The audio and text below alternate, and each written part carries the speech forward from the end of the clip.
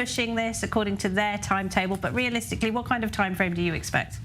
I think that once MBS already gave that interview, the timeline is very short, relatively. You know, in the Middle East, we have our own timeline. Things are very moderate and shwaya. But in this case, in particular, I absolutely agree with my counterpart, saying that there is a Saudi-first kind of a policy. It's definitely interest-based. One need not think anything otherwise, and that's perfectly legitimate.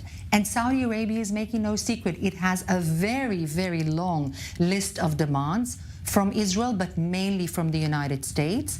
And this will be negotiated, but definitely this is something that will be also sold to the public in Saudi Arabia and basically to the entire Islamic Sunni world as something that is worthwhile. It's something that needs to be taken into account if one wants that long list of demands from the West. And Hussain, the Israeli Prime Minister Benjamin Netanyahu says this will be nothing less than the end of the Arab-Israeli conflict. Do you agree with that?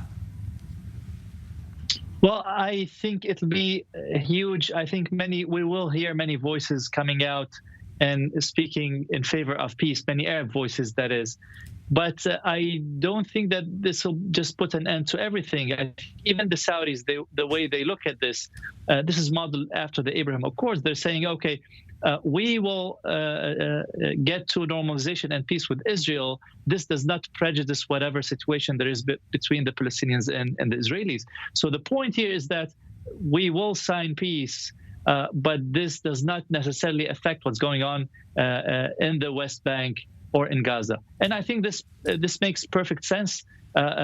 People can talk and can make peace and can keep on negotiating at the same time. This is a complete reversal of how things used to be, that we get to peace first, that we agree on everything, and then we get to peace. Let's get to peace. And even as we are friends and there are peaceful relations between us, there might still be problems. And this is the way that all nations debate and have relationships with one another. Even allies sometimes have differences and have to talk over and solve these differences. In 30 seconds, Ruth, how would you characterize what we've seen so far? I think that it's a brilliant development. I think that economically this is a real opening. And I'd just like to say one very important thing. I think that the negotiation needs to be regional in its thinking and not just bilateral or Palestinian-Israeli conflict oriented. And that means telling the Palestinians and the Jordanians to stop the incitement in the curricula,